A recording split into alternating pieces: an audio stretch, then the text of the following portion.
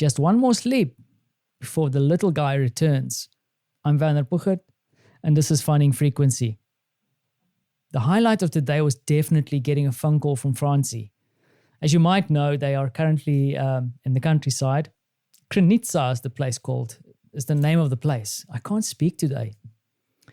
It's kind of a skiing area, even though the photos I'm getting back from my wife is completely desolate. There's no one there. It's really the photos I'm seeing. It's just my wife, my mother-in-law, and Francie and his little friend. There's nothing else going on. It's like complete lockdown. And as you know, Poland is in lockdown at the moment. Marta and them are coming back tomorrow, if I remember correctly. I'm just not sure about the time. But I'm definitely excited to have them back. Francie is less excited to come back. He wants me to go there. He's definitely having a whale of a time up there in the snow. I think in the back of his mind, he knows that he's going to have to go back to the kindergarten. And it's going to be a bit more restrictive. You see, my son loves having freedom. He's South African. We love freedom. Then, to be honest, I actually recorded a long thing, which I deleted. I decided that I didn't want to publish it. Not that because I'm scared, but I didn't want to get overly negative. I want to touch on it a little bit lighter, though. So today I listened to a British politician. I don't think he is a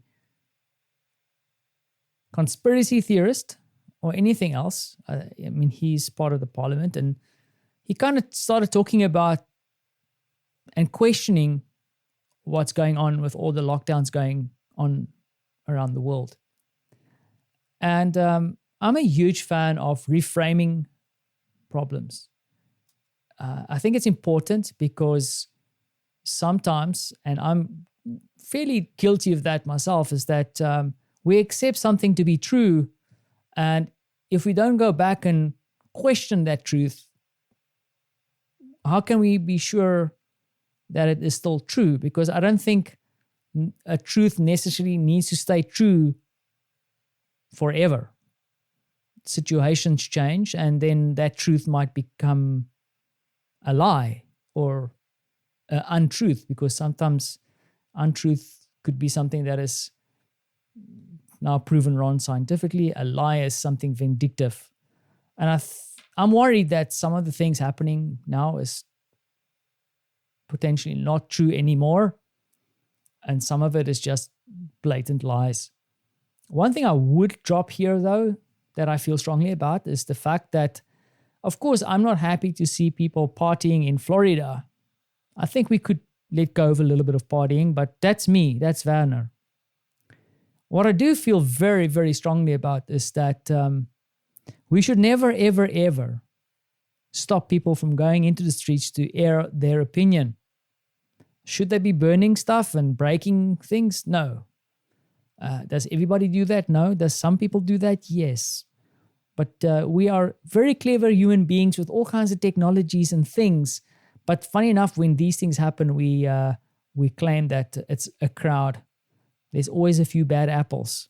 I remember back in South Africa, of course, there was also a few bad apples there when things happened. But was the message or the freedom they were fighting for wrong? I don't think so. But so I'm concerned about freedoms being taken away under the guise of the pandemic. Is it intentional? I don't know. You tell me. Also, I'm concerned that, and I used the analogy before, and I'm going to use it again, that in South Africa, 5 years ago when I left, and I think we were probably already 5 years deep into it, we had this problem. There was no electricity, or not enough electricity, I should say, around my poor country down. It was, and it still happens today, that the electrical grid, especially over winter time, can't handle giving electricity for everybody in the country. It's the electrical systems there has been degraded, and there wasn't investment over time to expand this grid because there was a higher demand. So we have this thing called load shedding. So that means that strategically certain areas in the country will then have power failures so that the rest of the country and all the essential services can stay on.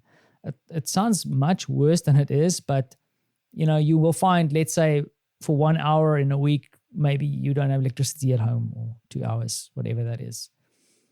But the principle that I want to talk about is that it's now probably been 10 years of load shedding. I remember coming to Poland the first time and talking and teaching and telling people about load shedding, a word that we coined in South Africa, and it's yet still going on. And I'm not sure, I might be wrong, and even if I'm not wrong, we are still making use of load shedding. Nothing has been done to solve the problem. And my worry is that we are approaching the pandemic in the same way, that the only way that we seem to be able to solve the problems we are facing at the moment is by putting people in lockdown and avoiding and stopping people from having social interactions. Now, you might say to me, Werner, we need vaccines. And I'm saying to you, we've put people on the moon and we want to send people to Mars. And the only thing we can come up with now, and we are already a year and a half deep into this pandemic, is that let's lock people up in their homes. And unfortunately, what I'm seeing around me is that friends, family, loved ones are starting to feel the strain. You cannot lock people up in their homes for so long. And Zoom calls and all this other nonsense is not going to keep us from going insane. And I think you're already starting to see some of that. Now, of course, the flip side is also true, because I know family members who have been living in denial. Like, they have not seen a pandemic or lived pandemic, or really the only inconvenience they have seen is that some shops are now closed and they have kind of lived their life as is. So the flip side's true. I do acknowledge that. But I really question, and I wonder if there isn't another way to approach this, to reframe this problem, because I'm really worried about the damage we are incurring ourselves, sitting in these lockdowns, and then also the damage we're doing to our future generation. Because Francie's social interaction is taking a massive knock. And I'm thinking about all the other kids going through this, sitting at little video screens doing schooling. And then the pressure on the family, I can see it on my side as well.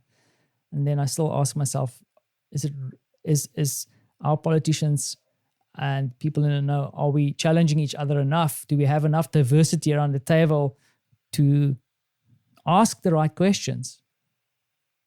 Ask the stupid questions. Challenge the things that we think is true. Consider the alternatives. I'm not entirely convinced. I'm not convinced at all.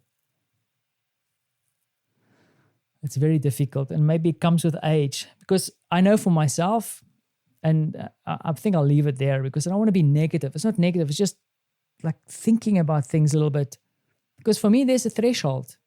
I haven't seen my parents in 5 years. How long must I still wait? I can't afford to wait another 5 years before seeing them. I mean, that's how simple that is. I'm already sick and tired of waiting. I want to see my parents.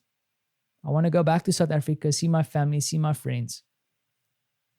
I'm desperate. And I know, and I can feel there are a lot of people who are more desperate than I am. And I'm worried about that. Interested to hear your thoughts.